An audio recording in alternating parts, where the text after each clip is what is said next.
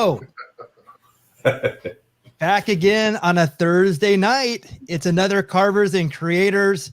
Hello and welcome to season 2, episode 39 of Carvers and Creators, a weekly demonstration and discussion with pumpkin carvers, sculptors, and multi-talented artists. We ask that you please give us a like and a follow on the platform you're watching us on. Let us know in the comments where you're watching from and if you have any questions for the carvers and our special guest. Let's meet the carvers. Let's do it. How about I add that? Yeah. Oh, yeah. First, he's an artist and sculptor from Boston, Massachusetts. He's a 2019 champion of Food Network's Outrageous Pumpkins. Paul Dever, welcome. There he is. Happy Thursday, everybody. Happy Thursday. Am I going to add pro golfer to that soon? Oh, God willing. The wheels are going to come off at some point, but it's like ebbs and flows. And right now I'm here, and eventually I'm going to be over here. There you go. Playing good. Nice. Next, he's a multimedia sculpture artist from Tucson, Arizona, and a finalist on Halloween Wars 2019 on the Food Network. Matt Harper, welcome. Hello, everyone. Glad to be here, as always. Hello, hello. Our guest today is an artist and sculptor. He is the co-owner and founder of the innovative company called Immortal Masks. He is the season 12 winner of Face Off. Please welcome Andrew Freeman. Hello, everybody. Thank you for being here. Thank you for having me. Yes. Mickey, if there's ever a need for a whole bunch of crowd cheering, we should have just put it right there. Well, how about there you go. Is that good enough? Look at that. You're a magician. Nice work. We had it in the budget this week, so I have to use that sparingly. My name is Michael Mondragon. I'll be running the show, moderating comments, and chiming in from time to time. Let's check out our carves from last week. Last week's carving subject was Giddy Fantasy Character. Matt, this is your offering. Tell us more about it. So this is a butternut squash, and that's about all I remember. So when I heard fantasy character in my head, I went to like the Il Fono, Guillermo del Toro, that guy, and I didn't have the horns anywhere remotely right when I was starting to make that, because they're very different. So, but he's kind of giddy, he's like kind of laughing, biting his tongue. But anyway, it was fun. It was fun to make, and like every one of these, Andrew, you'll discover when we spin the wheel today, we really don't know what the hell is going to land on him. When we start carving, we're going off of no reference, so it's one of these pulling it from the brain type of things. That doesn't always pan out, but this is my offering this week. That's awesome. Yeah, very cool. Thanks. Badass. Did you glue the horns on? Yeah. I cut another one in half and carved them out and kind of just stuck them on. If you looked at from the side, it doesn't look as pretty. But they're not the point, Matt. They never look at from the pictures. Don't have sides. That's the beauty of the picture. 2 dimensions, baby. That's it. Nah, it came out dynamite. Yeah. Thank you. Paul, this is again a Paul Dever special. I love this guy. Dude, I love everything about it. So Paul, you talk about not being a hair guy. That beard is epic. That is yes. Awesome. I agree. And then that crown, the tilted crown and those ears, everything about it's great. Yeah, it's awesome. Yeah, it's got a lot of character. Very cool. Thank you very much. Thank you. Yeah, it's one like Matt, like you said, there was no reference, so it was I hate it. All right, I can do this. That's really how it is. You're like, all right, this is the direction I have to go now. I tried to channel my inner Matt Harper on the beard. I don't do a lot of hair, so thank you. It is the ears separate on that too, or the one thing that's separate is the ears. Like I cut it off the back of the squash and glued it onto the front on the sides. And tried to dip that one ear for the crown, kind of give him that, like his ear was being pushed a little. Yeah. Are you guys able to do that in just the time that we're talking, or did you guys spend like a little extra time afterwards? We do extra time. It's it is. Blocking out is pretty much the hardest part of it, right? Getting it where you want it to before you go to really dig into it. So we try to block out as much as possible, and then usually we'll hit it in the next day or two, depending on like the craziness of life, when we have some time to sit back down. And I like on this one, I think I spent another good hour and a half, maybe closer to 2 hours. There's so much undercutting on these things, you know. If you don't glue stuff on or add things on, you just got to undercut them to get that shadow in there. So like I didn't glue on the crown or anything. I just sort of kept pushing it back. That's so great. Yeah, they're both really great. You guys are awesome. Very cool. For you, thank you. No, you're awesome. You're awesome. Yeah, when you have one color, like when it's only one color, that's the other thing Paul mentioned, do the undercuts and stuff. You kind of just you're a slave to what it's going to show from a shadow perspective, and so you really do have to make them deep, and you have to concentrate a lot on that to make it look like it's that what you want it to look like. But anyway, yeah. Well, and out of all the different kind of perishables that we get our hands on, butternut squashes are the best because they have that dark orange. Like they throw some shadow. You know, if it's too light, it washes out and it just sucks because what you're looking at, you're like, oh, I did such a good job on this. And then you take a photo and you're like, no one's ever going to believe that I did a good job on that. You can't see it. It's the closest thing to like a clay type organic, vegetable clay or something. Exactly. Yeah. Yes. That's right. It's got like just a Vegetable clay. That's perfect. Vegetable clay. Oh, $1 million idea. Yeah. The next thing. Nikki, what'd you make? Well, Paul, I'm inspired. I'm actually curious about why you used a crown in this, and there's a reason why I'm asking this. Why did I use a crown? Yeah, what was it? A conscious choice? Nope. Okay. So Nothing I do is a conscious choice. I'm just like, looks like it would be this. Let's just do that then. Oh, that's awesome. The reason why I ask is great minds think alike. Yes, and, sir. Here is my offering for this week. I Getty.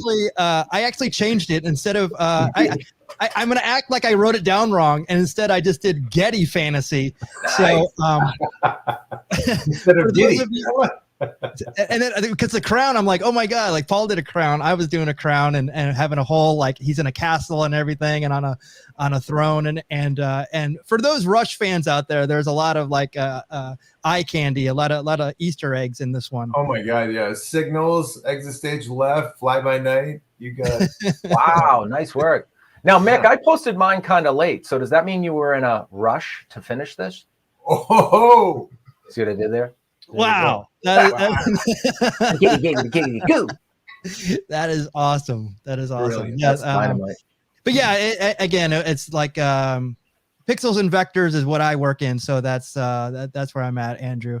But I'd like to introduce you to the fourth member of Carvers and Creators responsible for choosing our carving subject tonight. It is the hollow wheel, the center spinner. And as always, Paul will explain more now. Let's do it. Here it is. Hello, everybody. Welcome back. Another Thursday. Excited. The wheel. So what we're going to do, Andrew, is we're going to spin 2 times. The first time we spin it will be the subject, whether it's a ghoul, old-timey, voluptuous, fantasy. We might respin if we hit fantasy again. Psychopathic, outer space, guest choice, so get ready. Zombie, trashy, and villain. And for our second spin will be the emotion, whether it's bored, horny, terrified, enraged, giddy, elated, grizzled, stoned, euphoric, or confused. So the choices are endless, honestly. It's probably going to land on fantasy and giddy again, but the choices are endless. So here we go, kids. Another Thursday. Trashy. Nice. Oh, man. All right. Okay. All Please right. be horny, trashy.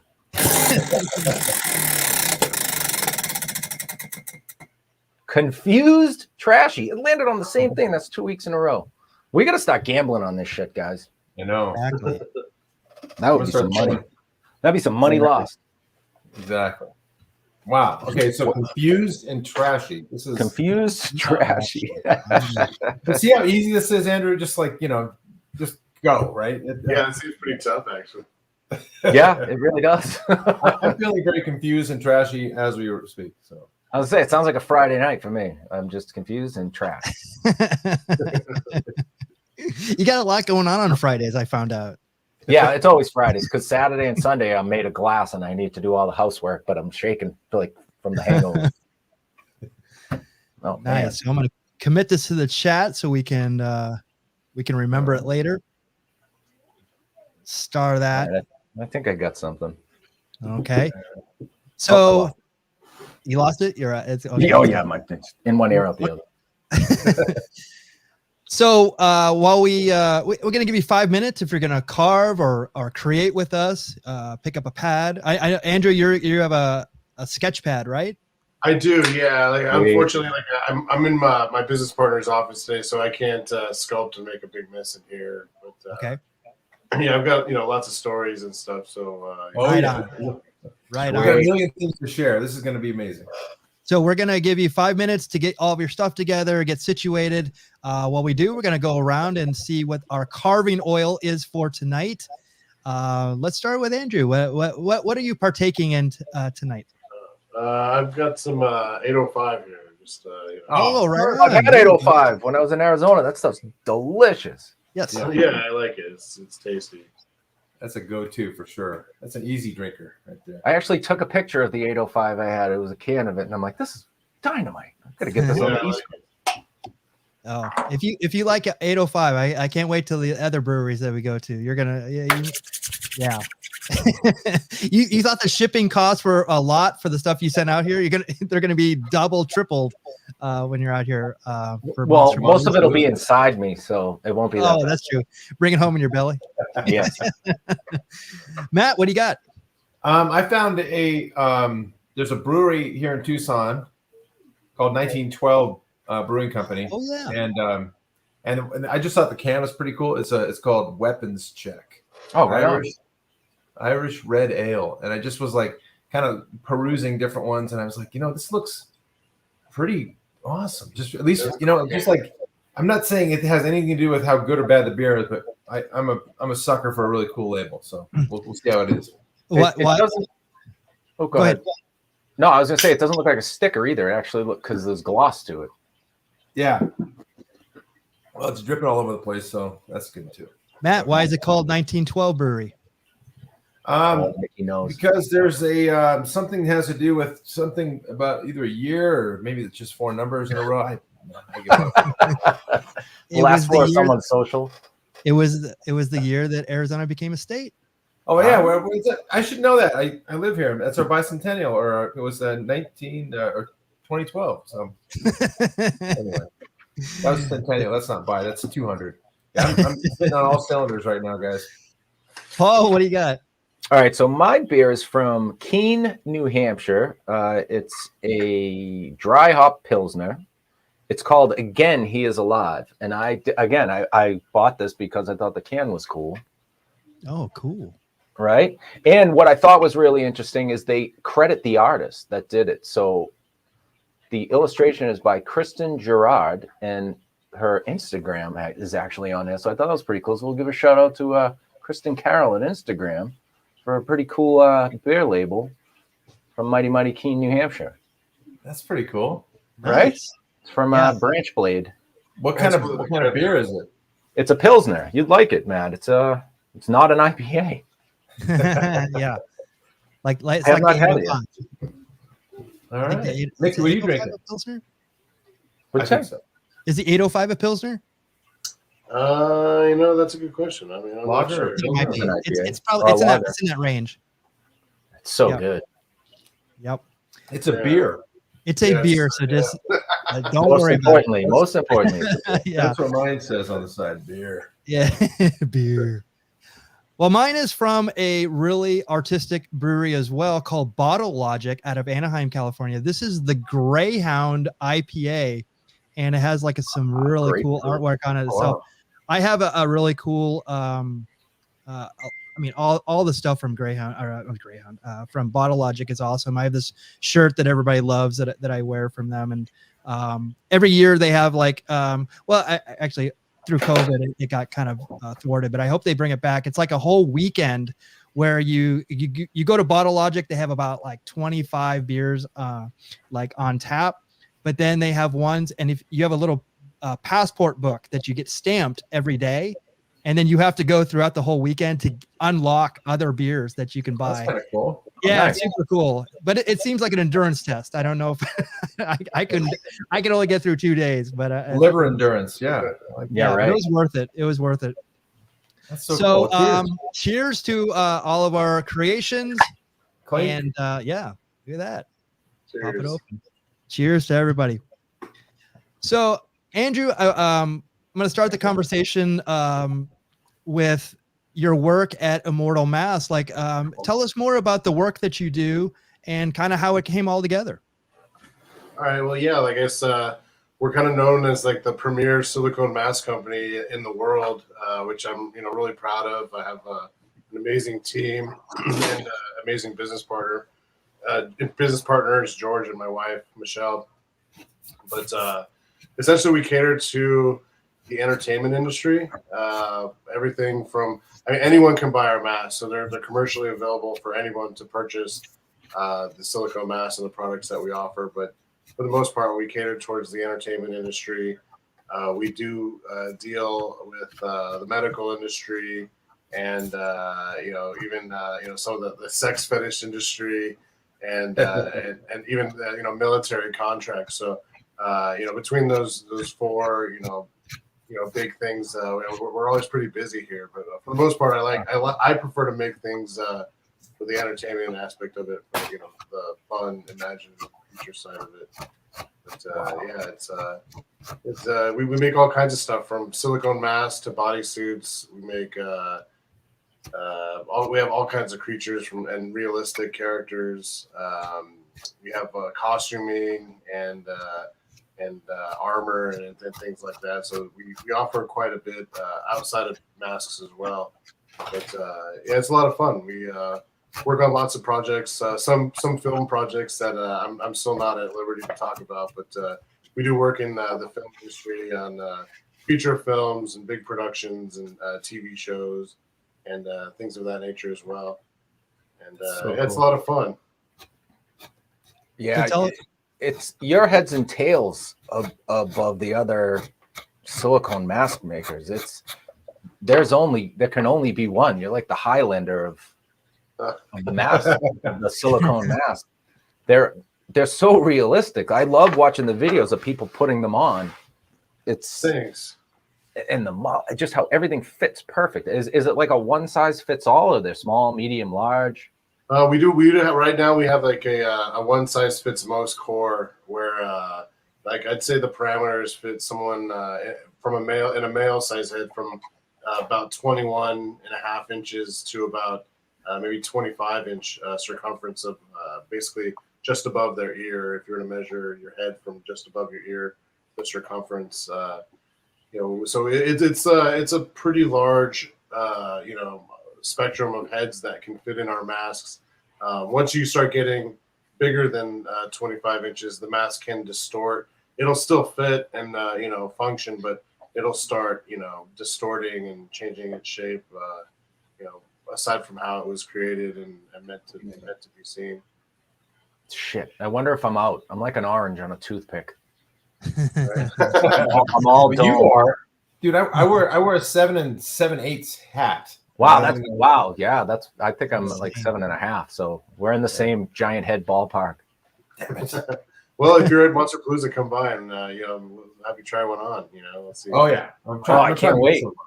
But now with the advent of 3D scanning and 3D printing and stuff like that, we're able to use the technology to not only scan our molds and our masks to data bank all our catalog in case there was a fire or something like that, but we can also, as the printer resolution starts getting better and more detailed, eventually start printing full-scale molds and different size heads, and even take existing sizes and create larger sizes and smaller sizes for even children and things like that. So it's something that we definitely have been talking about as things progress. And the technology is just racing forward with that kind of stuff too. Yeah, it's heading in that direction, which is why we definitely invested into a scanner to just start capturing everything, because pretty soon I feel like the printers will be large enough and detailed enough to get exactly what we need, and with minimal body shopping and stuff done after the fact. But it's really exciting. Like this all started in my garage, about 11 years ago. So to be where we are now is it's a proud moment for me. I'm really happy with where we are. And so how did everybody come together here that we see in this picture? So basically, in the middle is my wife Michelle, and then on the right side there's George. George and I met at an effects house. I met my wife beforehand. So I guess we'll start with that. We essentially I met her in a time when I wasn't really doing much art, and I kind of was doing sculpting a little bit, but it'd been maybe like 4 or 5 years since I'd done any type of artwork or substantial sculpture. And when I met Michelle, she kind of inspired me, I guess, and to kind of like revisit some of the things that I had learned in my childhood from some pretty substantial sculptors. One of which was Hiroshi Katagiri. But I kind of just like rekindled my affair with sculpting after I met Michelle, and eventually she kind of inspired me to send my portfolio out, and I ended up getting a job working for Universal Studios sculpting masks for their Halloween Horror Nights event, and that's where I kind of started learning the ins and outs of mask making through that event. And that was a really valuable learning experience. And with the amount of masks we had to make for their event, we had to be very fast paced. So it, in conjunction to learning, I was also strengthening like my speed and things like that. So that's basically like how Michelle kind of reignited my passion for sculpting, and kind of got me into a position where she helped me kind of put my portfolio out there in different shops and stuff like that. So once the Horror Nights event was over, I was working at different studios and whatnot, and at one of those studios is where I met George. He was one of the shop supervisors at an effects studio that we worked at together, and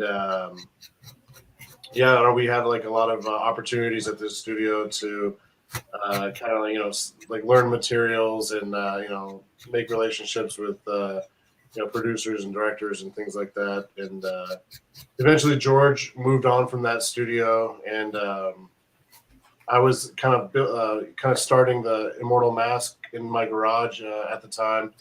Just kind of like, it was more of like a hobby, just to kind of like cater something to the Halloween industry based on some of the materials that I learned from the effects industry. And it was starting to gain momentum to the point where I needed someone to, kind of help oversee like, the more business side of it. And that's where I, contacted George and kind of brought him in. And at first George was, brought in to be kind of like the shop supervisor and kind of do what he did when I first met him. But, once I saw like, how well he works with customers and clients, and how he would help facilitate some of like larger contracts when we were first starting off, I figured it would be more valuable for him, and he would probably do even better job if he had more stake in the company. So I offered him a partnership, and ever since then, it just kept, it keeps ballooning and getting bigger and bigger. And it went from my 2-car garage to now we're in like an 11,000 square foot building. And wow, that's awesome. Have major clients all over the world, and a lot of high profile celebrities and stuff. We work. Just name them real quick. Just name them all if you don't mind. Just rattle them off. Run them off real quick. No, Andrew, one of the things that just enamored me, I got a million questions, but one that popped in my head is we were kind of doing a little pre-show yesterday. You're talking about some of the work you do for high-profile celebrities that is really, truly unique. I've never even heard of it before, which is helping them effectively mask themselves from being that celebrity so they can conduct life without being mobbed. I mean, tell me about that, because I mean, that's just amazing to me. It's such a great. Yeah. I mean, we all know about, I guess, the paparazzi and TMZ and some of these, these, I guess, sure, there's industries that are built on, hounding celebrities and whatnot. And and aside from that, then you'd have, the general public and things like that. Some of these people can't live normal lives or do normal things, like even just to go get gas or buy a book or go grocery shopping. They're impossible feats for some of these people. So Yeah. We kind of we'll come in, and depending on what they want, in terms of, we can make a mask that fits someone's exact face if we 3D scan them and make a core based on their actual life cast, or because we have a one size fits most. If they fall into the normal size head parameter, then we can just create masks from our catalog, or custom masks sculpted for whatever need or look that they're looking for. But even sometimes it's people from other countries, even we tend to think of Hollywood or even like the royals as people that are constantly bombarded by paparazzi. But then we've had clients from Bollywood, and we've had to make the disguised mask look Middle Eastern or of Indian descent, so that if they bought like a white person mask, they would still stand out in these countries. So then we have to pull reference and kind of research skin tones and looks and certain features on different ethnicities to help kind of capture likenesses, so that no matter where in the world these people are from, we're helping them kind of just blend in. Yeah. That's awesome. So how many have you made for Leonardo DiCaprio? So some of these these clients we don't have NDAs for, and I could technically say, but I feel, without getting in trouble, but then I feel like I'd be ruining some of the trust or business perhaps. We'll just imagine it's him. What I'll do is I'll just keep guessing, and then you just wink twice if I get right. Yeah. In fact, we have most people don't know that, but Michael Jackson's still alive and well. He's just wearing and now he has a nose. Silicone, yeah. Thanks to you, he can now parade around in this kind of outfit. That is nuts. Is that the one you just did? Like you recently posted the clay, right? Yeah, he's a newer mask. The Jester.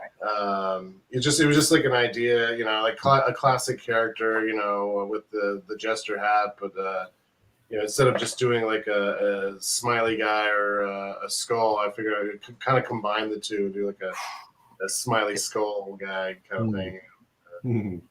I feel like there's just like a fun thing in there that like kind of like makes it a classic character for any haunted attraction, depending on how they want it colored and whatnot. Sure, because a jester falls almost into like the clown category, which people are just completely afraid of. Yeah, which is probably the next character I'm doing is another clown, just because they're always popular characters, and there's so many different unique ways to do it or fun ways to do it. Sure. Sometimes with this guy, what we'll do is we'll put we'll kind of cut into the inside of his nose area and encapsulate magnets, and then put a magnet on one of those clown noses, so when he removes his clown nose, it reveals that it's like a skull nose. So that's cool. we do like just little things like that. So if this was a stilt walker walking around with a clown nose, he'd pull it off and to reveal that he's like missing his nose. Little things like that. Yeah, but those are the little things that what really sets it apart, right? And your masks are all pretty much down over the shoulders, somewhat, right? Like it's almost we have like this particular one is kind of cut at a certain angle or I guess shape, just to kind of flow with the fabric that we have there. Yeah. But, for the most part, they go about maybe mid chest and cover most of your your trapezoids. So you can just tuck them right into whatever outfit you're wearing, and it just looks flawless.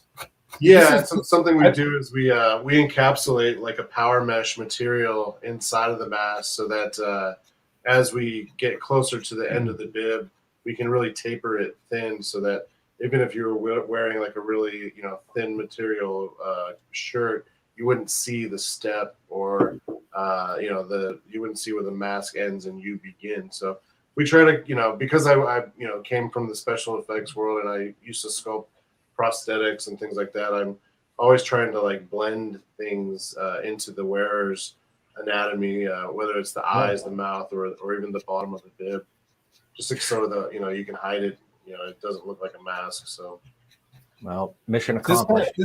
This one kind of looks like me in a lot of ways, but without glasses. But the one thing I would love to do with one of your masks, Andrew, and I swear I'm going to get one from you when I see you in a couple of weeks up in Monsterpalooza, is I just like have this desire to put one of these on and just get in a car and drive and just like and then be sitting at a light and just like look at somebody and just do that. I don't know why. Just like and then watch them fly across the intersection into somebody. Everyone should have one. Everyone should have one for road rage incidences. That way, right, or traffic stops. Right, you can hide you can keep your anonymity during an interaction with a Karen or something, or just make them shit their pants in fear. Depending on getting out of the car. Yeah, hey Matt, you're driving. A clown covered in blood or something. Yes, officer. What was my problem? And like, never mind, sir. You can go along. Move along. Yeah. So, Maddie, you're driving out to Monsterpalooza too. I mean, I'm just saying, if you documented your journey home from Monsterpalooza wearing that mask the entire way, even to get gas on the way home, that might be epic. I'm just saying. Oh my god! And I could wear like burlap bags and some fur sticking out, like just of my outfit. And so I'd get out of the car like I'm liking this, Paul. We got a whole idea. Dude, you know what we'll do? We'll get a fake dead body at Monsterpalooza, and you can have it half hanging out of the trunk. That won't raise any red flags. Right, and then you'd be in the carpool lane too. Yes, you got another passage. See that? It's all coming together, guys. This is great. So now you do the majority of the sculpting too, right? The majority of it, but I do bring in other artists to kind of break up the monotony of my style, I guess, because your style's so monotonous. Oh yeah, it's outstanding.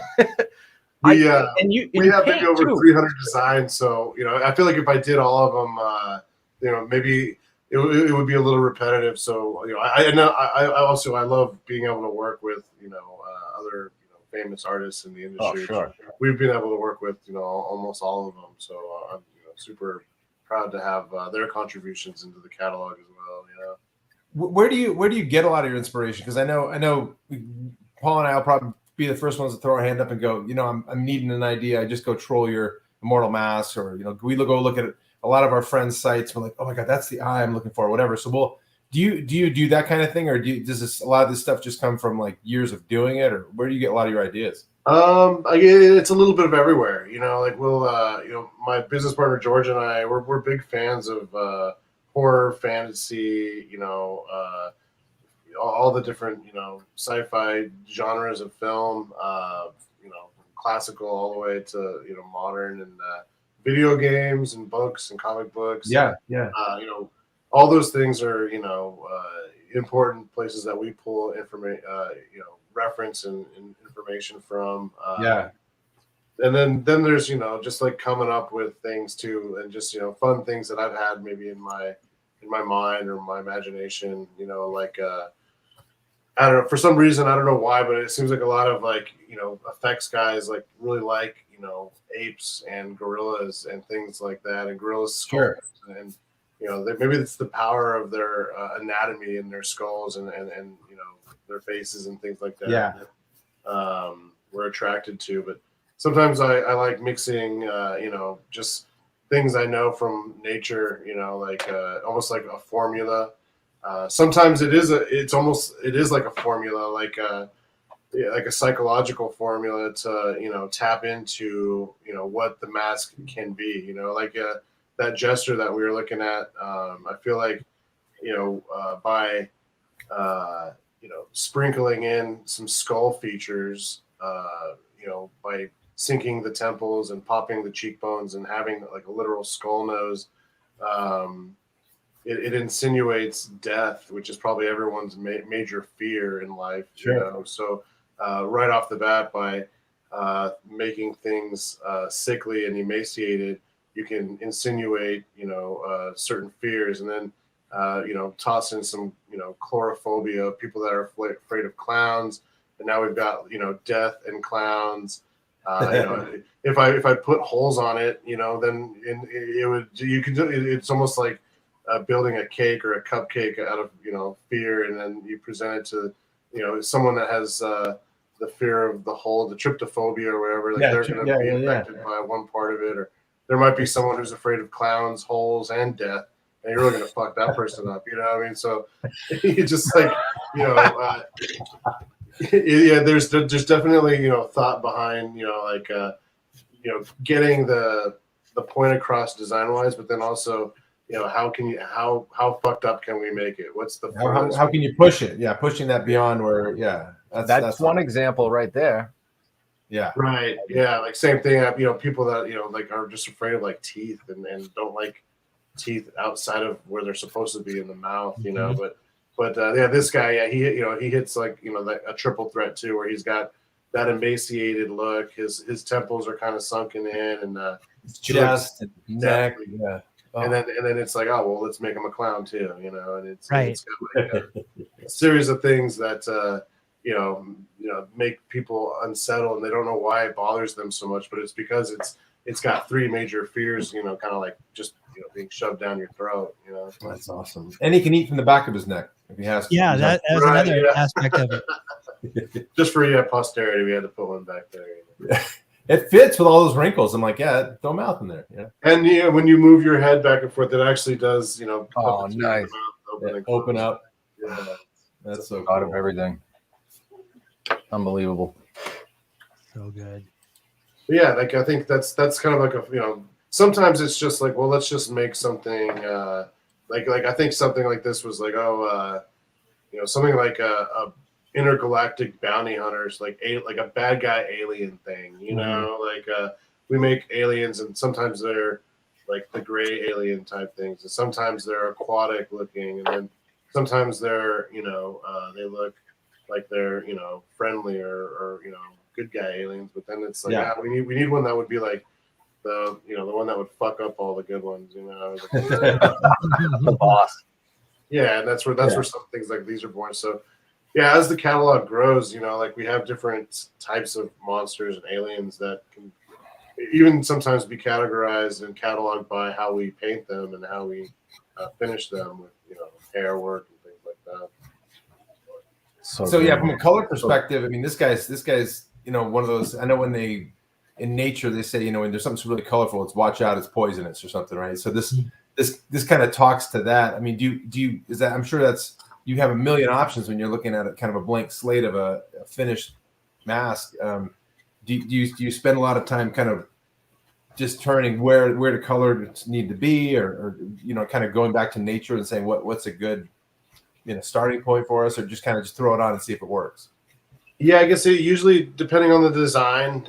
Sometimes like I'll talk to my painting team. I've got like 7 painters. Oh wow! Okay. And, they're all like very talented, and so sometimes I'll talk to them and get their ideas, and sometimes just by how something's sculpted we can tell whether it'll lend itself to like an exotic paint job, like which is something like this is more on the exotic side, which we have like certain standard colors, like the silicone wants to work so successfully because it emulates fleshiness, and because we interact with people all the time, human flesh and pale flesh those are like my biggest sellers, because when you put those on, you don't really need eye makeup. They kind of immediately blend with your skin and stuff like that, and usually when people touch them and see the subtle details we do up close,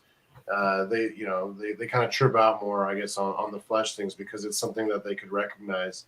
Right, they relate to it. Yeah. These ones sometimes, from a sales standpoint, they're more risky because we can, we have the chance that because it's so out there and exotic that it only speaks to a smaller crowd. So, like it's one of these things where even though we know we might be stuck with a more exotic paint job, we'll do it anyway because the art piece like always meant to be that way. Yeah. And, I'll have maybe 5 or 6 different paint schemes of a character on the website, and maybe I'll sell more of the flesh and the pale flesh ones, but I'll still have the other ones up there because, I guess from a conceptual standpoint, it was always meant to, be more exotic. And even if it's not necessarily popular, it still has its place on the menu, so to speak. Yeah. How awesome. And you're not painting all of them at the same time anyway. You can have some fleshed, you can have some painted, and then just do it to order, I imagine, right? Yeah, and yeah, with 7 painters, I think we have about 30 employees total. So like we crank out somewhere between 20 to 25 masks a day. Wow. So every week there's like 100 masks kind of being generated through the shop. So in that 100 masks, like we could be like, yeah, let's squeeze an exotic paint job in there. And That's cool. sometimes the trick though is I guess like establishing that like how exotic is it, like, and keeping in mind that we are mass producing these. Yeah. We want to make them as movie quality as possible, but in the same sense, if a paint job takes one painter all day, and typically they could paint maybe 4 or 5 things, and they're painting this one thing all day, then the price on those paint jobs goes way up. Yeah, so it gets tricky. It's and that's why I'm very fortunate to have the status of where we are, and we're able to cater to people all over the world, but it's tricky. It's not easy, Yeah. In fact, we have a video where we revealed a lot of our mold making techniques and a lot of our technical stuff that we do in the Stan Winston school video. Oh yeah. And, a lot of people ask us like, aren't you afraid that other people are going to know your techniques and try to compete with you and stuff like that? And my answer is like, if you could do this better than me, I'd love to see it. Nice. Because like it's like I'll tell you exactly how to do it, and I'm a fan of this shit too. So if you can do it better than me, then I'd love to see it, but it's definitely not easy, and I trip out that we are where we are, but then looking back at it wasn't an easy road. This mountain, it was pretty tough to climb it, but I'm very lucky to have the team that I have, because I definitely couldn't have done it without them. But you mentioned the Halloween world, because I think that's you were talking about, that's one of the ways you started, but you also have a foot in the effects world, and then you mentioned like the things you do for celebrities and stuff like that. Are there places that you haven't gone yet, or that you talked about the medical world? So there's a whole another, again, a reason for to keep the machine rolling, right? So is there places you kind of want to go in the future that you're starting to just talk about now, or are you just there are yeah.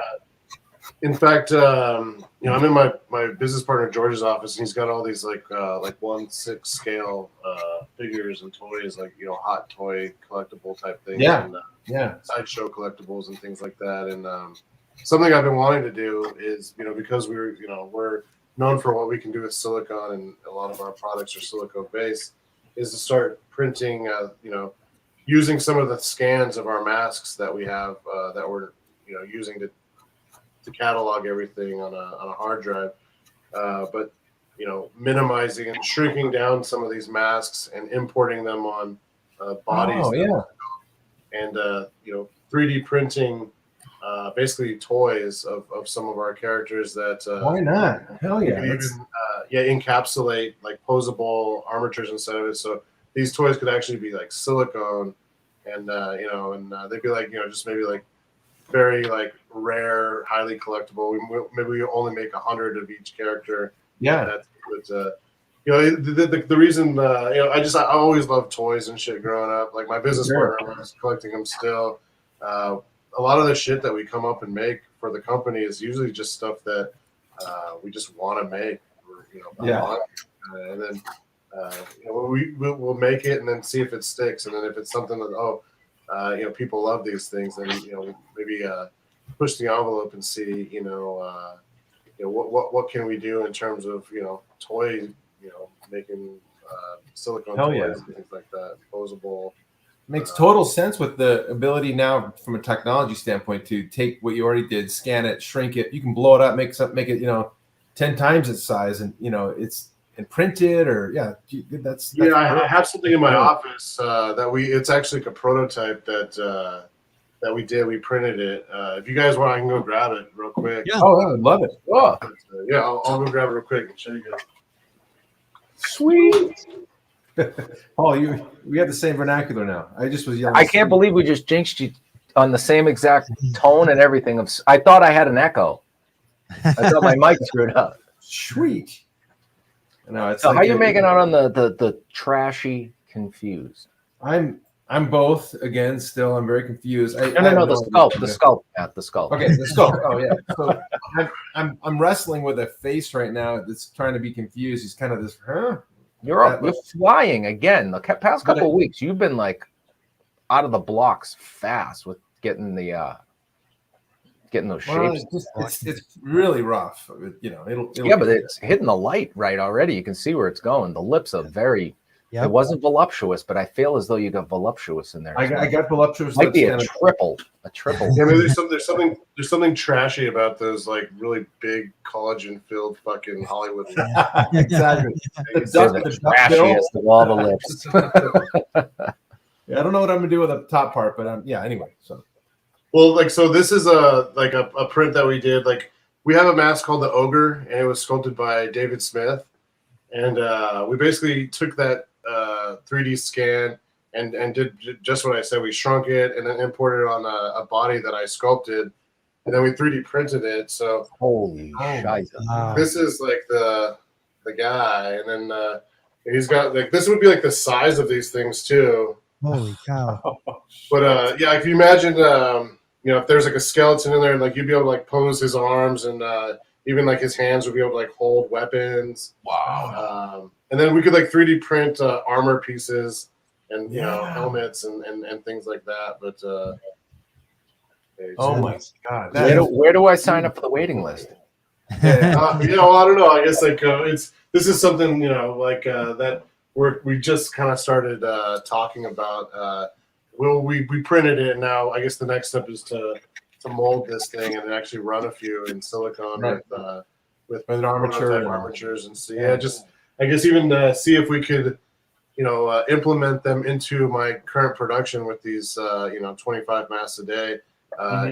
Just start throwing these little figures and treating them the same way, which is, patching and seaming them like the masks and airbrushing them and making them to the same quality that we do the masks.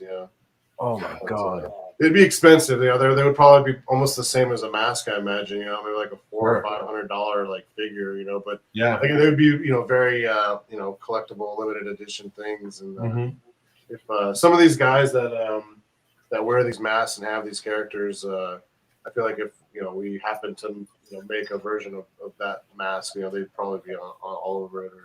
Oh hell yeah! We'll see. Oh god! But yeah, things like that. We just kind of.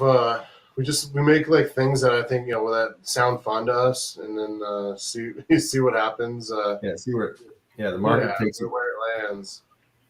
I'm so jealous that you are living the dream. You are making you're just making all the cool shit you always wanted to make as a kid, as an adult, and getting it is fun. Yeah. Man.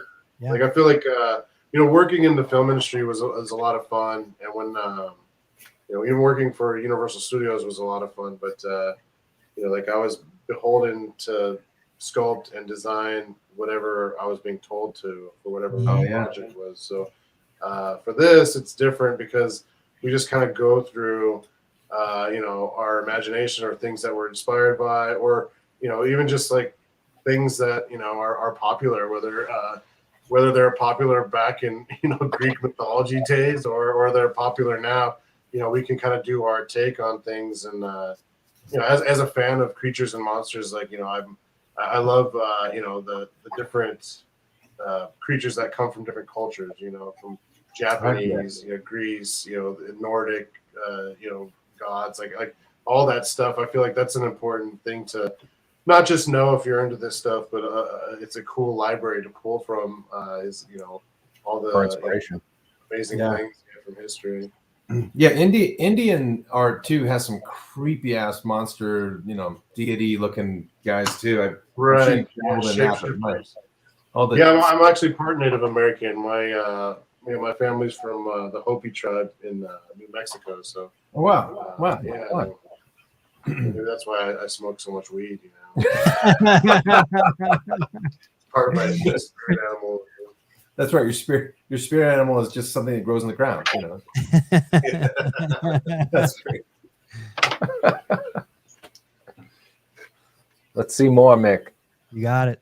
But hang on. But we definitely got to hit on your trip on winning Face Off, because my kids love that shit. Like you wouldn't believe. We're like a bummed that it's not on. And anyway, we watched just about every episode there was, and so I'm just enamored to hear kind of how that went with for you, like because Paul and I have been on network shows and they want drama and they want speed and there's all these cool fun things, but to come out on top of that one, it's just like staggering because you had to do everything, right?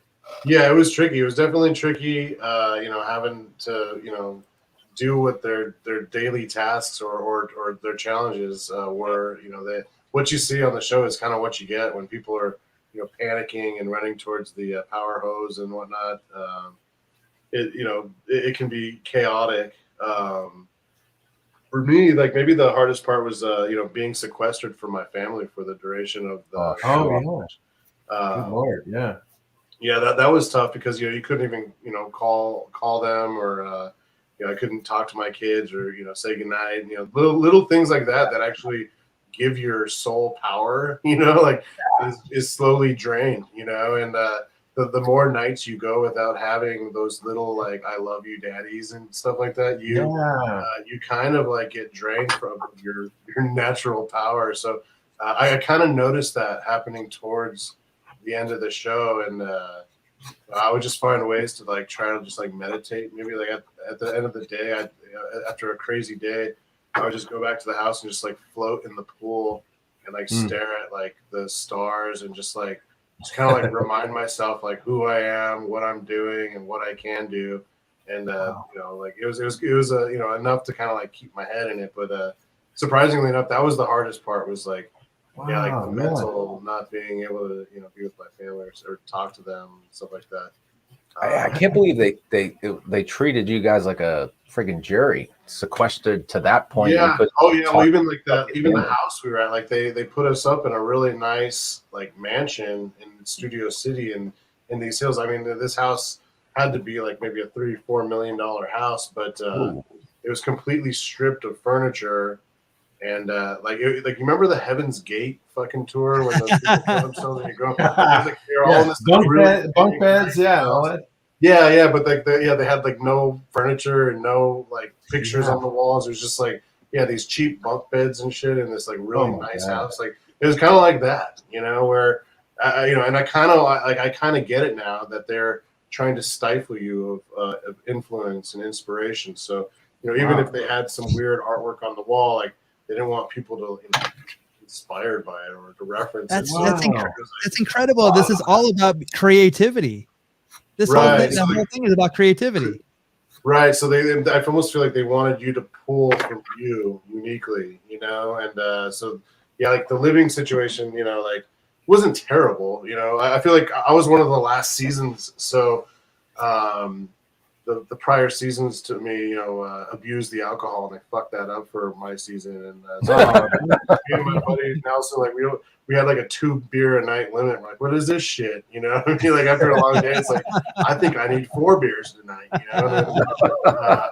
We'd be going up to other castmates. Hey man, are you gonna drink 2 beers tonight? And they're like, no, you can have them. I'm like, all right, I get. It was literally like prison. Jail. Yeah, that's totally jail.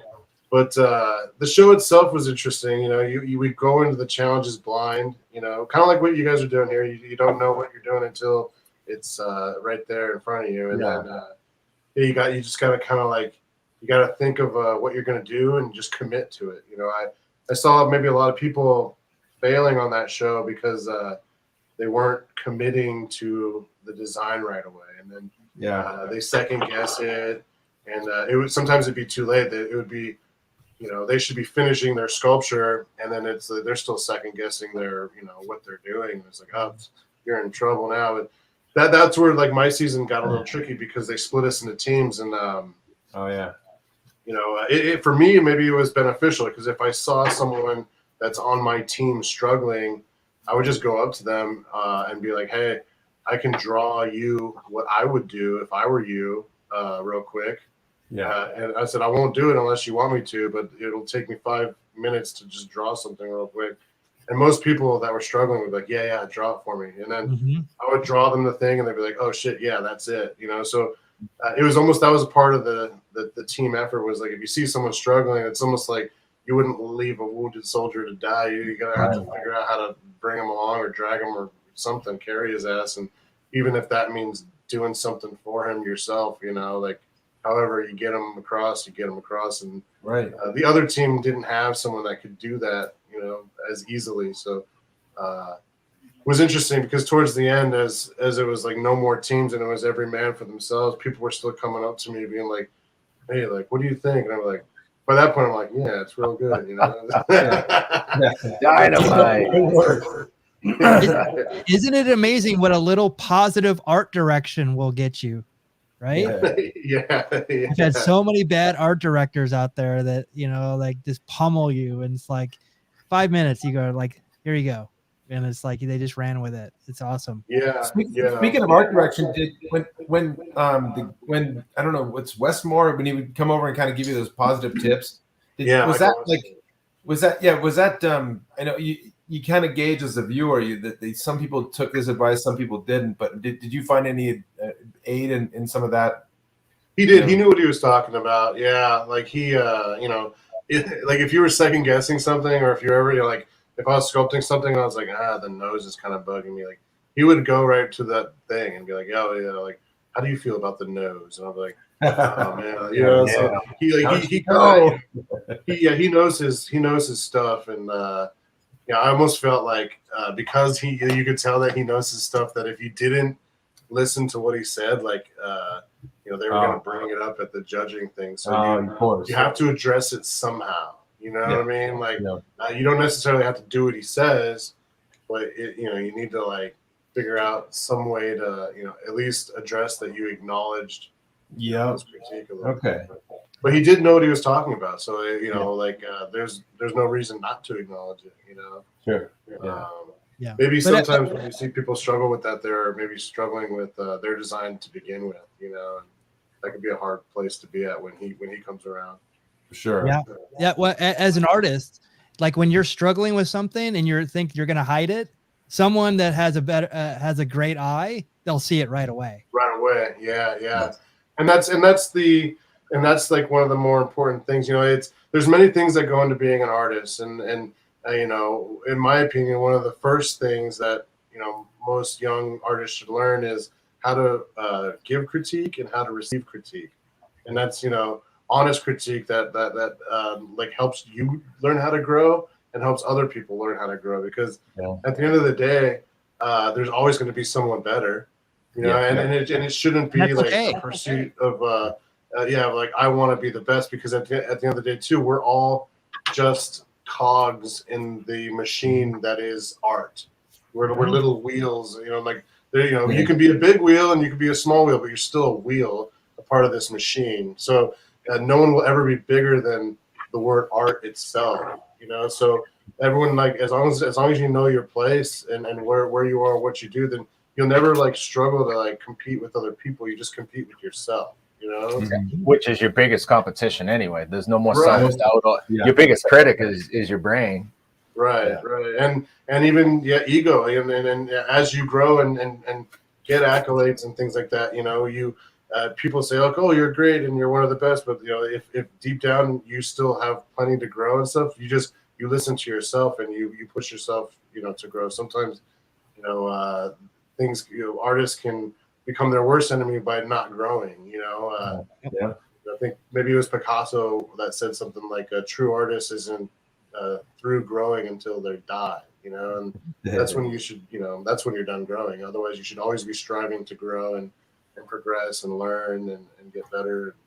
Yep. Yeah. Oh, sure. Yeah. The Thomas Fluharty said something great on the show too, which was the moment you think you've arrived, you haven't. Like, if you think you're that good, you're not.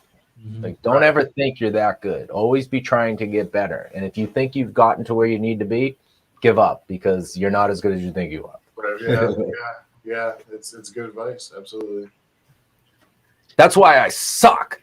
Oh, Paul, please. Language. That's looking really cool, actually. It's so hard. Yeah, you guys had a hard one this week. I know. Damn it. But you know the beauty of this show is, like, we can get it kind of blocked out and thought through a little bit, and then cameras go off, and then we start to cry, and then we come back, and then we look at it again with fresh eyes, and we're like, oh, okay, well, this is, I can do this. So if I go too crazy now, I almost kind of like hamstring myself for later when I have time to kind of revisit it, and I'm like, oh, if I had just saved this part here, I could have made, whatever. But so it's just all about kind of just getting it roughed out. With subtractive sculpture, I imagine it's haunting. Like some of the moves that you wish you didn't make, or you can't go back and change. Totally.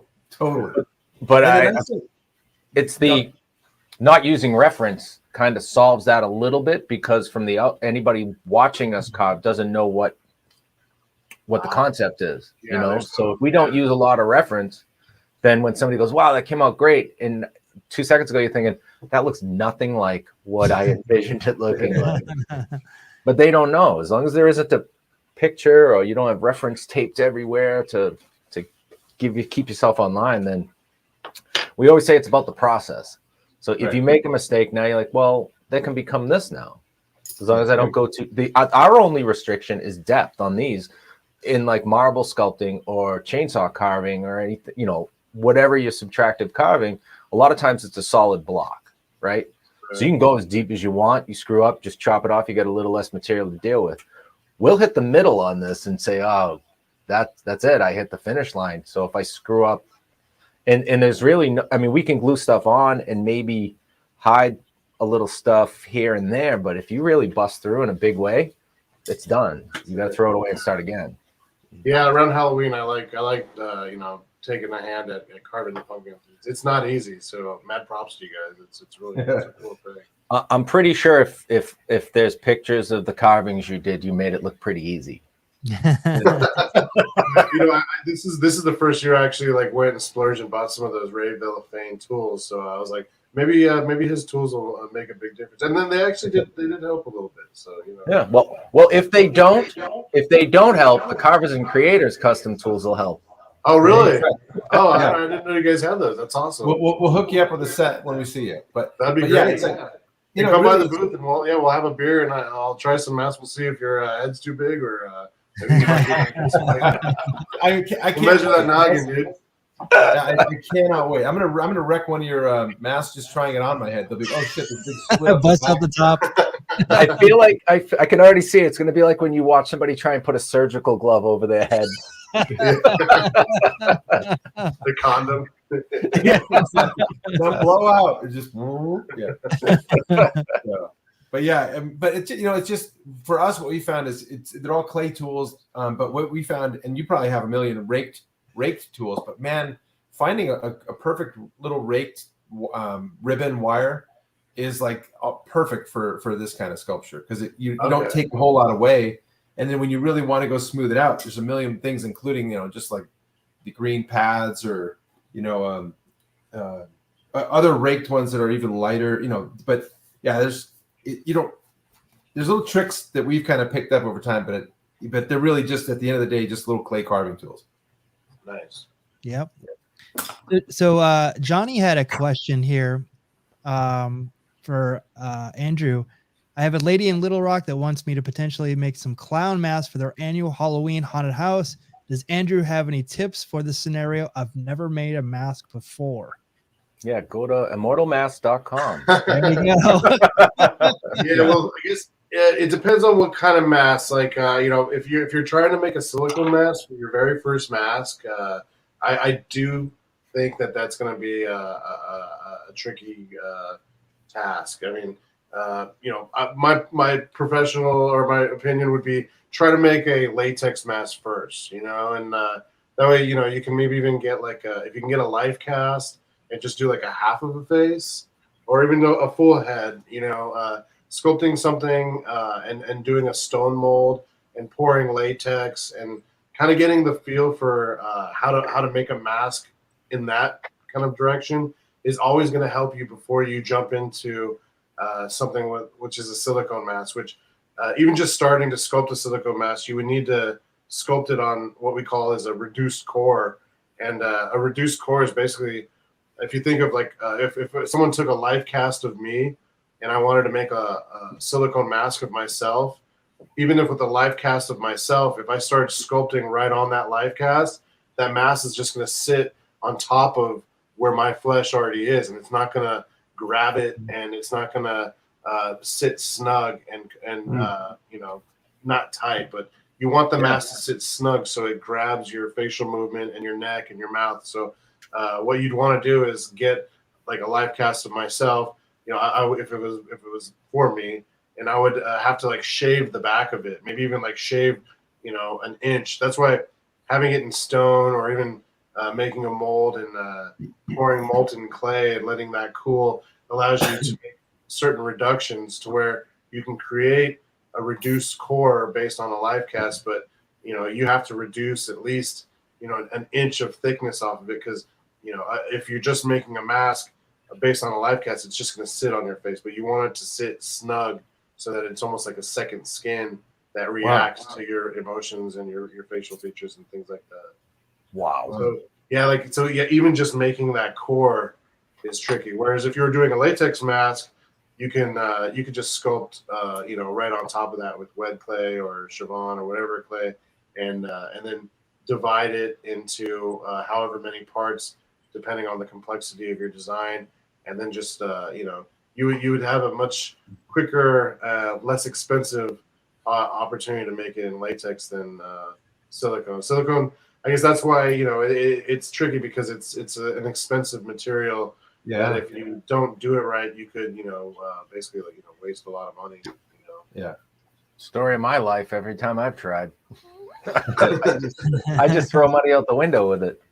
Yeah, I remember when I first started making silicone masks. I would pour a bunch of silicone in the mold and then step away for just a half an hour while I go inside and eat my lunch, and then I'd come back out, and then the whole all the silicone would be leaked out on my garage floor, and there would have been just maybe a tiny pinhole that the silicone found its way through and just leaked all the way out. And I used to throw shit around my garage and swear that I would never make silicone masks again. Here we are.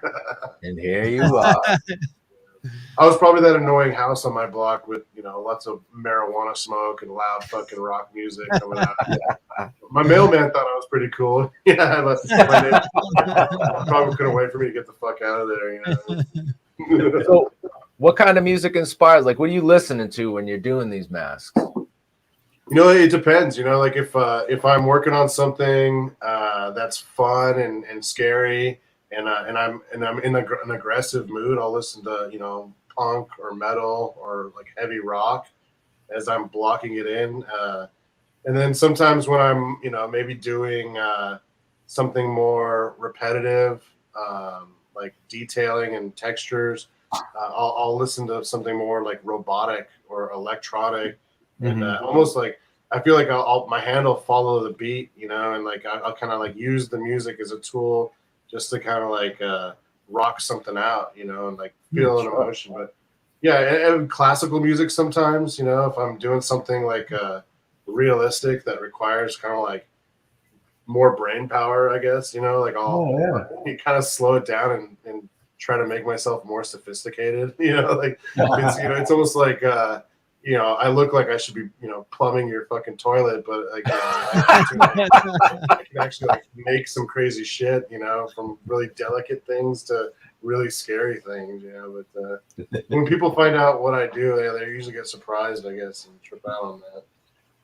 Do they ask you right after, can you still fix my toilet? And I do, yeah, I usually do. It's just the plumber's crack, You're committed. Plays the role. Yes. I thought this one was really interesting. I wanted to bring it up. That this design also is this as well.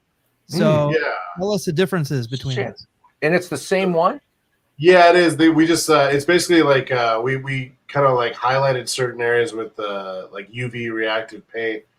A lot of the haunted attractions that we work with have these kind of like dark rooms that are all lit with UV. So black lights and yeah. Sometimes like they kind of they're restricted to like wacky characters like clowns and stuff like that. But we're trying to introduce like more subtle demon and things like that still work well in there. Or with proper costuming, it'll look like a prop or something when it starts moving. It scares people. It's one of these things where, we realize that some of these masks are only going to be seen in the dark for like a split second as it pops out and tries to scare you, and then has to reset to scare the next people. So we try to, I don't know, come up with ways that these different haunt owners can, capitalize on these scares or these different rooms that they have in their haunted attractions. So this would get sold to like a haunted attraction. Okay, so is that primarily buys, or I mean, like you mentioned, anyone can buy it? Like see, even sometimes they're like, they'll be like fuck up castings. Like someone's like, oh, they're supposed to cast this in light gray, but they cast it in dark gray, and it's like, what do we do? And it's like, with silicone, you can paint things darker, but if you try to paint things lighter, you disrupt the translucency effect. So in this case, we're like, oh, instead of painting it lighter, if we just highlight, some of the high points with a UV, then we can see how that looks. So sometimes it's like an experiment, just be like, let's try this, and we tried it, and it immediately sold to a haunted attraction. So I can only assume they're going to be putting it in, like one of their UV reactive rooms. Oh yeah, for sure. The horns are nuts, man. Yeah, like we some of our haunted attractions like range from like right now we're making a bunch of stuff for Universal Studios, which is where I started. And they buy anywhere from 100 to 200 masks for their big event. Wow. And then we have clients that are some of the bigger haunted attractions below the theme parks, like Netherworld, which is in Atlanta, or the Darkness, and Bennett's Curse. Just bigger haunted attractions. 13th Floor, we do a lot of stuff with them as well. Wow. Okay.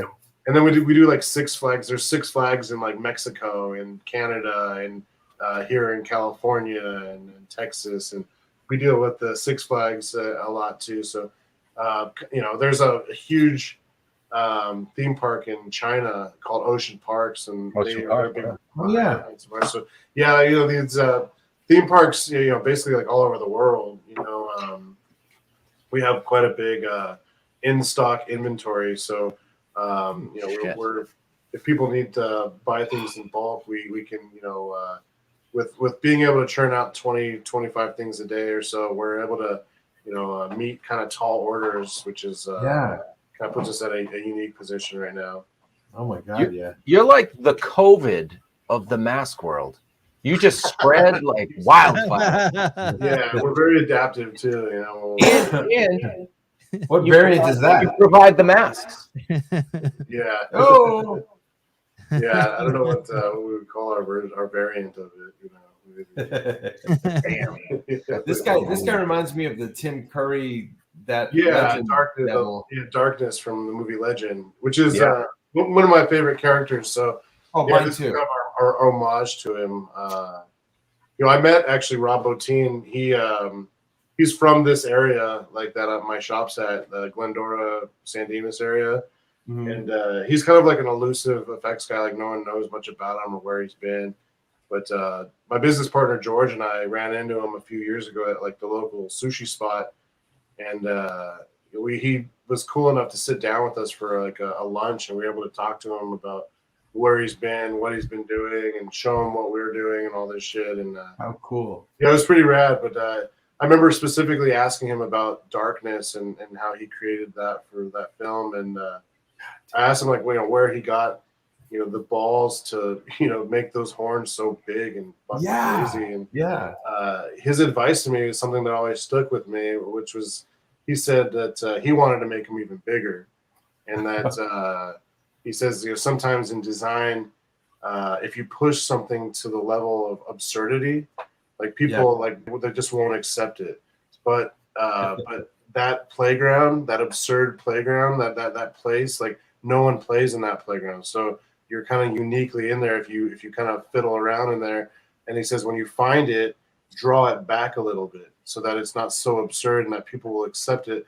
But so basically, like he's saying, push your shit as far as you can, even further than you would ever even fucking think. Yeah. And now you're in a playground where like literal fucking legends are born, so that's great advice. That is. He's going to be at Monsterpalooza, from what I understand. The actor, Mr. Curry, right? Yeah. Do you have a mask ready to put on him? We did a Pennywise. We did the licensed Pennywise, his version before the newer one came out. But if they wheel him by my the thing, we'll slap a mask on him real quick. Don't even say anything. We'll distract I'll help you hold him down.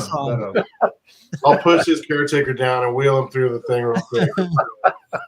Let everyone know it's him. Holy shit! Good lord! I mean, the hair work too. A lot of them have hair work. It's nuts. Yeah. It's definitely a team effort. Like we I consult with my hair team, my painters. Even when I'm sculpting something, I'll bring them in and we'll kind of talk about hairlines, widow's peaks, like certain ways to maximize the character. Just when we introduce it to the world, I want to make sure like that first impression is kind of like where we want it to be. Accomplished. So good. I mean, there you go, Halloween themed right here. This is dynamite. So good. This is crazy. Does the mouth open on that one too? Because mostly your mouth's open on all your masks. I'm assuming that one opens too, right? Yeah. This was a foam latex one, but it when it was applied to the actor, it moved as well. Yeah. Wow. Oh, so was that for a movie or a haunt? This was for like an icon character for like a major haunt company that kind of uses it for all its billboards and promotional things and stuff like that. So it was used last year and it was all over the place. But we do like a lot of work with this particular company, and they sometimes they'll just kind of like let me come up with whatever I want. So they're just like, we need a scary pumpkin creature. So like, all right. Yeah. Well, that's the best kind of promotions. Yeah. Do what you want. Yeah. I love that the teeth it could be just as easily maggots or worms or seeds. It's so diverse and so scary. And it's a lot of your even the futuristic stuff. I mean, it's like really, really tremendous, super detailed, really amazing.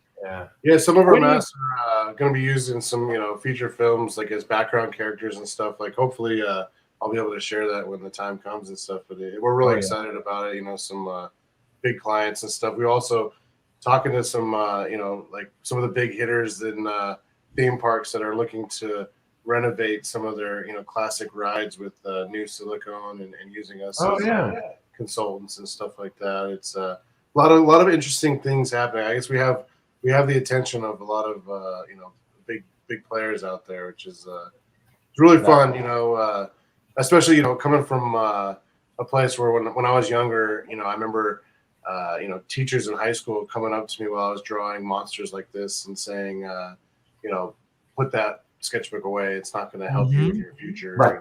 And it turns out you're not going to have a calculator in your pocket when you're older, and all that shit. It turns out you do have a calculator, and the monster drawing the monsters actually did fucking help, and so it was I for someone that there was lots of ins and outs of getting to where I am, but one thing was that you know, I always loved art and I never gave up on it. You know, like I originally was going to be a Disney animator, but you know, that kind of changed when traditional animation started heading more towards digital animation.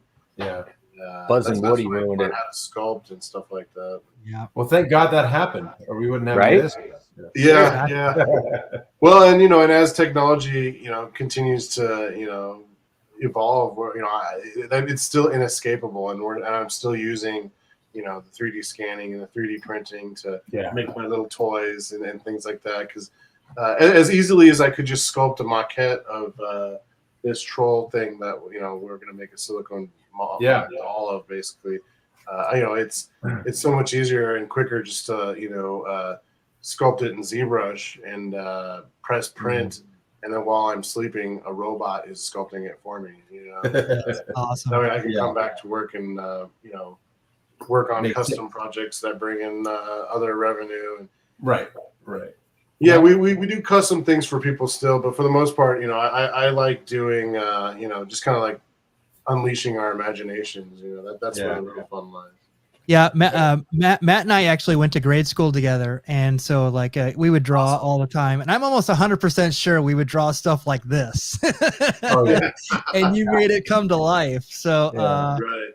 so Yeah, I used to get in trouble. I would draw the teachers like this. If they Same with Mickey. same here. I would use my artistic abilities for evil. But it's the same thing I do for this show. I just try to pop my friends and say like, oh, remember this, and here's something funny, and just create a reaction. Yeah, you know, from all this stuff. Well, that's at the end of the day, you know, it's interesting. You know, as artists, I think we want people to have an emotional reaction to our work. You know, and whether that's dependent upon the piece that we make. You know, but the emotional, you know, range that I play with, for the most part, you know, fear. So, you know, like that's where that formula comes in, you know, there's some sexy cyclopses. Yeah. You wouldn't be afraid of those guys, like coming out of your closet at night, right? all oiled up. And, right, because there's another one-eyed monster. There's another one-eyed monster involved in this. Paracyclops, yeah. If you were to just pan down, you'd see, there's one-eyed womb ferret. This is funny. Where did you find this picture of them together like this, or did you guys do that? Oh, I made it. All right. They just look funny like that. Like it's like they do. Like they're a couple of bros at the beach. Like they're holding hands. Got this on the horror board website. You know, like other good clients of ours. Yeah, I always try to get different angles of it. Wow. You know, of different things. So it's like, they look different in different angles. I mean, these could be two different things, and it's the same thing. Yeah, and the muscle suit was a fun thing to do, just because you know, like fuck working out, man. Like I want to see what I look like with big muscles and shit. So we made that happen real quick and easily. You know, now I know. You know, it's not that big a deal. You know, I knew I'd look like a fucking stud. So, so you I got my pictures. That's good enough. You throw that on, you stretch a shirt over yourself, and just go to the grocery store and just kind of like, what? Yeah. We were thinking about it. It'd be funny to do. They like to, you know, to match one up real close to skin tone, and even paint some detailed tattoos, and then go to like Muscle Beach and like just do stupid shit. You know, just bump into the muscle head and shit. And, got many sets left. Yeah. Though, see these ones, I've seen these recently. These are insane. Yeah, these ones were fun. This is not scary. Yeah. So this is almost, it is terrifying because you turn whimsical into legit frightful, and with the black contacts on the Winnie the Pooh paint, holy shit, it gave me nightmares. Yeah, well, again, my horror porn clients recently bought some of these, so we'll see. You don't know scary yet. You know, we're gonna find out together if you watch that. Who knew you could monetize that? That is awesome. So now, are these categorized as furless instead of furries? Yeah, well, I could actually maybe start. We can start a whole new thing. We'll call them smoothies. Oh, softies. I like that. Yeah, dude, you're gonna be wearing a robe. You're gonna have a velvet robe. You're gonna be the next Hugh Hefner if you. You know what's interesting? Like, no joke, man. Like when I first started doing silicone masks, there was 2 other companies, and one of them is now non-existent, but it was called SPFX Masks. And from what I was told, this guy used to like rent a mansion and invite like a bunch of dudes and stuff because he was gay, and he would have these like big like orgies and shit. But he would pass out masks as you entered the mansion, so that it was like this big orgy with masks and everyone's anonymous. And people, and it's like I don't know, like this is what I was told, but that people like actually got addicted to this thing, and this mask fetish thing actually took off, and now it's a whole kind of sub fetish thing, Good Holy Lord. shit! Well, just asking, did you get to keep the mask after? I mean, yeah, I don't know. Silicone's inert, so I guess it can, you can be cleaned, and nothing can really absorb into it. I'm sure there was some stuff absorbed into those masks. I definitely don't want to be on cleaning duty.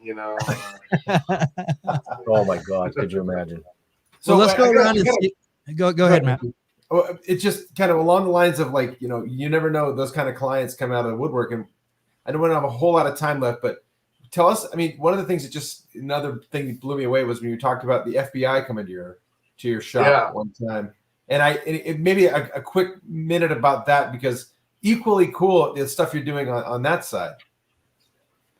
Yeah, I guess for the most part, I like doing the fun side of stuff, but there are going to be people that want masks to do I don't know shit that I didn't intend for them to do, I guess. But we did get contacted one time by an outside government, another country. And they asked us to make a custom silicone mask of somebody. And, we moved forward with this project, not really, we didn't really want to do it. So we charged these guys, a really large amount of money, and they didn't really balk at it. They went right for it. And so we ended up doing this project. And towards the end of the project, one morning I kind of came into work, got settled in. And I had actually just got done kind of like getting baked in the morning, like my wake and bake session, so I was kind of stoned and shit. And my office coordinator came in and was like, "Hey, the FBI's here to talk to you," and I thought she was fucking with me. So I just burst into laughter saying, that's a good one, and she's, with a serious face saying, "No, you need to like either talk to them or I can sneak you out the back and tell them that you're not here." And, part of me is like, well, fuck it, let's just find out what's going on. And yeah, I go into there and there's, 2 like young, I don't know, 25-year-old looking agents, like both like 6'2" and really fit in shape. One black guy, one white guy, like the same exact height. And I was just like, what the fuck, And, and then they started talking. They showed me their badges and they started talking about if I would be willing to talk to them without them having to get a subpoena. And I was like, well, it sounds like no matter what I say, they're going to come back with a subpoena. So I was like, yeah, what do you want to talk about? And they showed me a folder full of kind of scary looking people and shit. They're just asking me if I recognize any of them. And 2 of them were dudes that were recently in my shop, getting one of these custom masks done. And at that point, I'm like, am I in any trouble? Are we in any trouble or are in danger, They assured us that we weren't in any trouble, but that, like the way that other governments have to go about doing business when they spend a certain amount of money, they have to go through certain channels. And I guess they hadn't done that in this case. And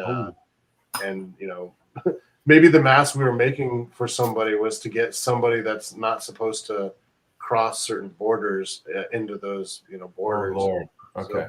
So, that's where this gets kind of tricky and stuff like that.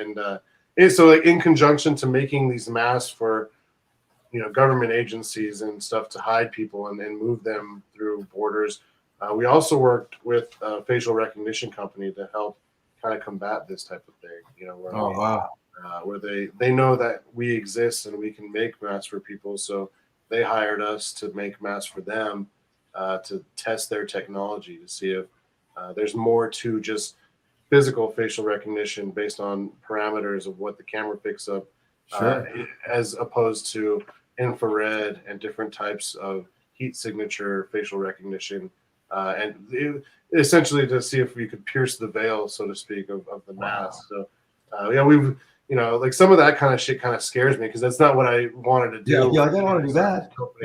But it kind of seemed, as we get better at what we do and these things look more realistic, this was like almost an inevitable, circumstance where we're going to have to deal with this at some point. So we do get, lots of weird emails and people wanting, can you make a mask that looks just like me?